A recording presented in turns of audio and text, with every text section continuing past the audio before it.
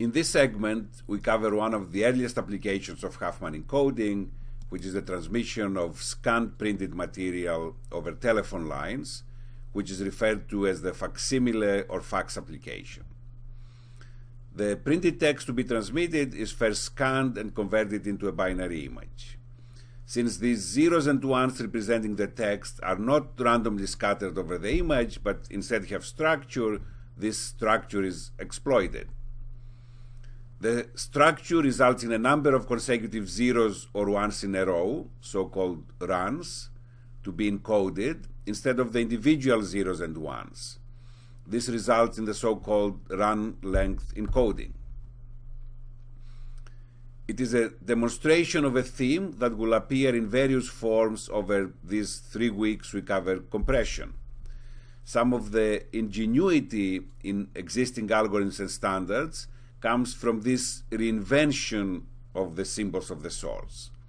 The symbols do not have to be the original pixel values, but innovative combinations of them, as in run length encoding or in triplets which combine various properties of the image, as we'll see next week. A lot of compression power comes from this. So let us proceed with the material for this segment. Huffman encoding can be applied directly to the lossless compression of images. For an 8-bit per pixel image, for example, the source alphabet contains 256 symbols, the 0 to 255 intensities of the image. In this case, compression ratios between 1 and 2 are achieved. It can also be applied to the compression of text, although we'll talk about dictionary techniques which are more suitable for that purpose. One of the earliest applications of lossless compression has been the compression of facsimile or fax. In fax transmission, a page is scanned and converted into a binary image, a sequence of black or white pixels. Then this image is compressed, is sent over the network, and at the destination is decompressed and printed, typically. The requirements of how fast an A4 document must be transmitted have changed over the last 2 decades. So these are the dimensions of the A4 document, and here are some of the recommendations of the pixel and line resolution. The standardization body CCITT, the current name is actually ITUT, has issued a number of recommendations based on the speed requirement at any given time. The CCITT classifies the apparatus for fax transmission into 4 groups, G1 to G4. So we're going to look at some of the techniques that are used to encode this binary image that results during fax encoding. We mention here some of the characteristics of Group 3 and Group 4 fax standards. They were established for the compression of text documents, and therefore if there are tables and charts and halftone images involved, then they don't work as well. G3 is for the digital operation with analog modems, and a very important concept here, that of run length coding, is used both in 1 dimension and 2 dimensions. So we'll spend a few minutes after that discussing run length encoding. Then, based on these run lengths of zeros and ones, static Huffman tables are utilized. When 2D run length is used, then in addition to the current line, the previous line is considered. And in G3, we have a combination of 1D and 2D run length coding to prevent error propagation. G4 is an all digital for digital networks such as ISDN, and in this case only a 2-dimensional run length is utilized.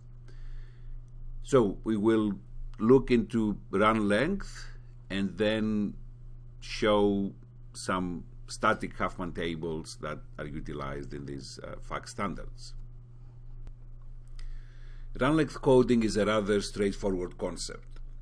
if we look at the binary image which results from the scanning of a text document, then what we see is sequences or runs of white and black pixels. So when a black symbol of text is scanned, then it generates a run of zeros. So here we see a run of 3 zeros. And when the white background, the white page is scanned, then we see runs of white pixels. And here we see a run of 9 white pixels.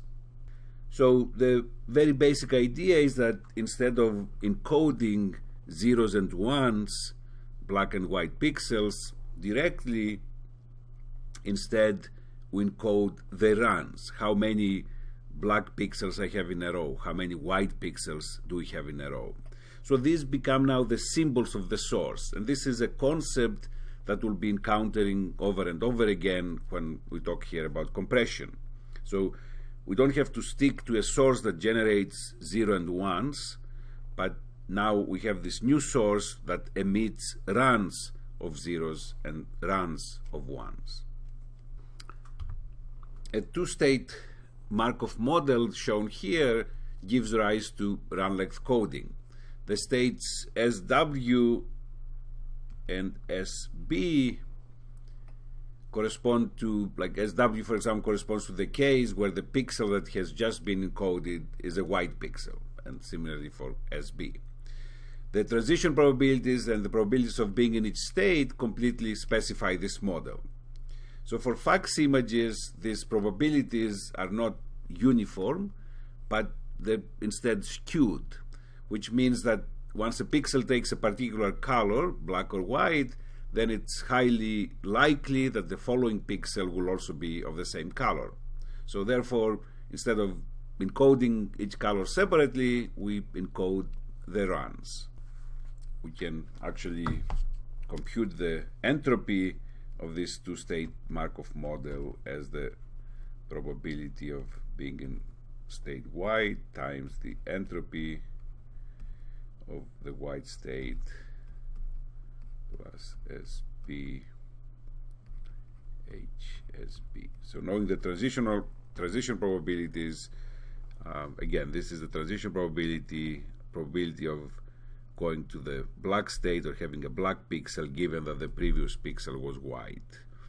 And this is the probability of the current pixel being white given the previous one was white, or staying in the same state. As we discussed, in encoding a scanned document, it makes a lot of sense not to encode the zeros and ones directly, the black and white pixels directly, but instead to encode their runs, how many black pixels in a row and how many white pixels in a row we have. So now we can build Huffman codes for the runs of zeros and runs of ones. These are one-dimensional in the sense that we are looking at one scan line at a time without considering the correlations with neighboring lines. In order to build the Huffman codes, we need to estimate the probabilities of runs of white pixels and runs of black pixels. So based on a large volume of documents, one can go and compute such probabilities, and then following the procedural steps that we described earlier, we can build two Huffman codes, one for the runs of zeros and one for the runs of ones. Now, this is not exactly what is happening within the fax standard, but instead the modified Huffman code is utilized. The modification comes from the fact that we want to constrain the number of possible lengths. For an A4 document, the largest run can be 1728 pixels. Therefore, we'll need to build two Huffman codes, each of which will have a size of the alphabet equal to 1728. So these are huge codes, huge tables.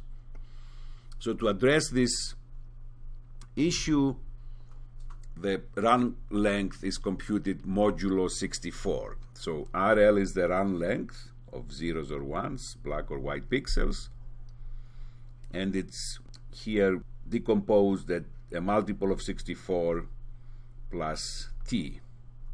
And here is the range of values for t and the range values of m.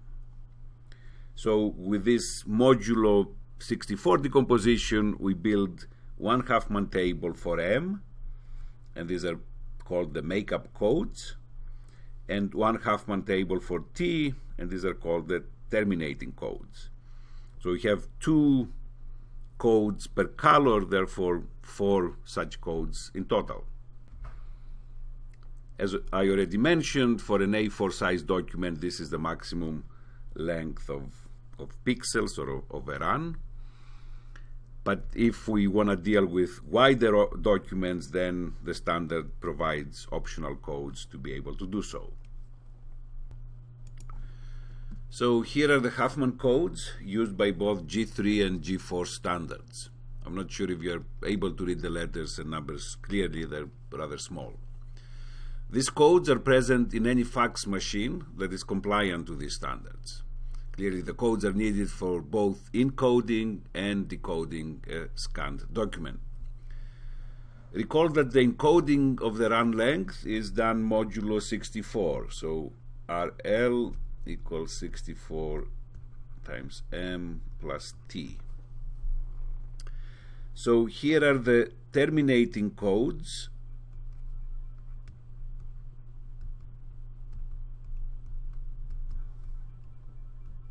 They encode t, and this is for the white run length, and here is for the black run length.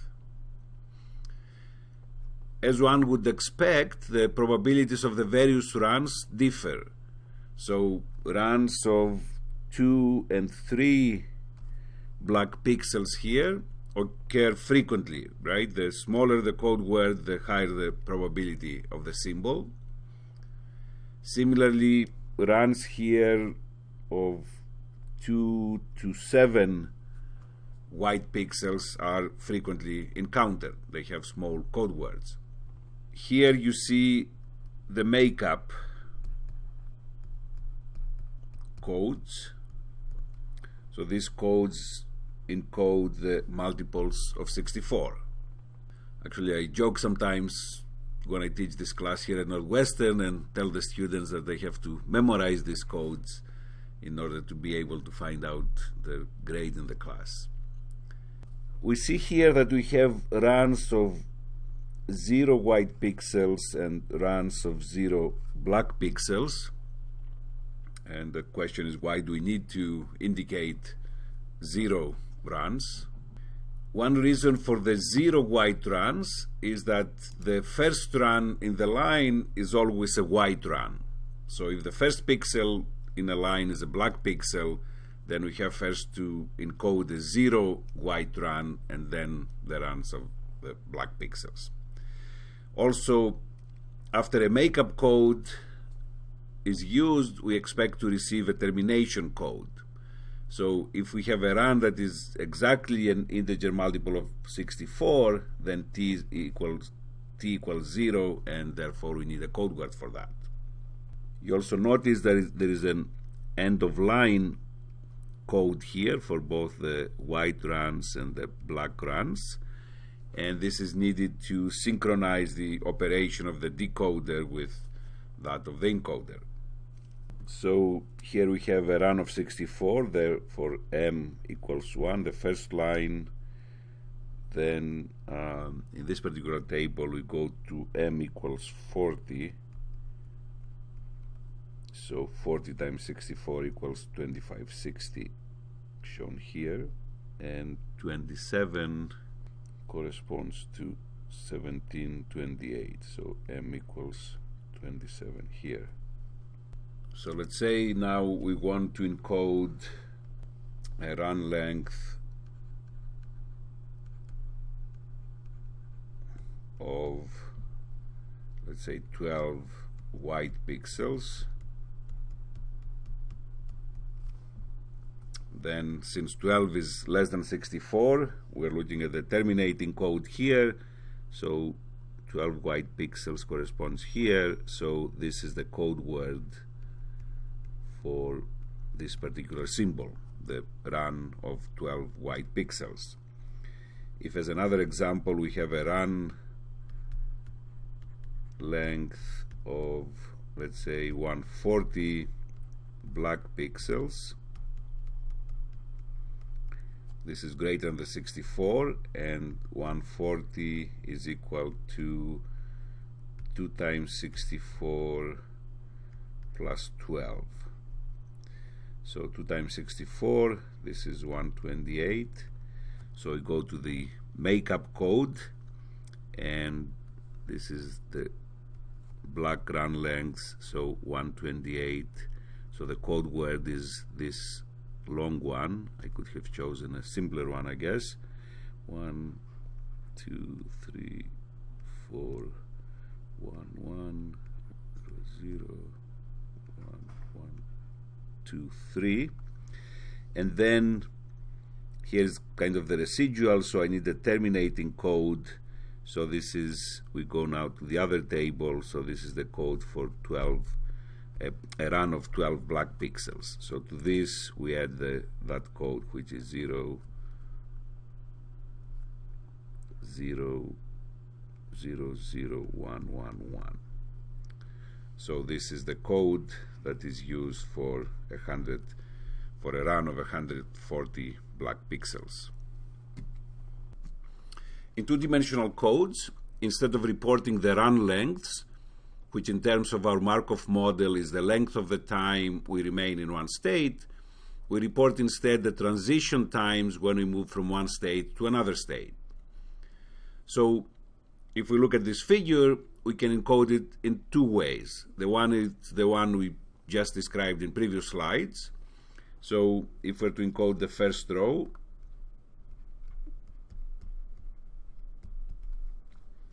then if you recall, we assume that the first pixel is white, so there is a 0 run of white pixels, then a run of 2 of black pixels, a run of 3, a run of 3, and a run of 8. Similarly for the second row, utilizing the way of the previous slides, there is again a 0 run of white pixels, a run of 1 of black pixels, a run of 8, a run of 3, a run of 4. Alternatively, we can encode the positions where a transition takes place, either from a white to a black pixel or from a black to a white pixel. The first pixel, it's an imaginary white pixel to the left of the first pixel, so there is a white pixel here. Therefore, the location of the transition actually is indicated by these dots. So for the first row, there is a transition here, the first pixel location. The second transition is here, the third pixel location, the 6th, 9th pixel location, and the 9th pixel location. Similarly, for the first row, we go from white to black in the first pixel location. Again, a transition at 2, a transition at 10 over here, and a transition at 13. Now, since the rows are correlated, it would be easier to encode these transition points in reference to the previous line or its distance from the previous transition point instead of in terms of its absolute location, this location, as we just did. And this is exactly the idea behind this scheme, this so-called read scheme, relative element address designate. And actually within the standard there is a modification of this, so it's referred to as modified read. As I already mentioned, read exploits the correlation of image rows, and then it codes these transition points in reference to either the previous line or the distance from the previous point in the same line.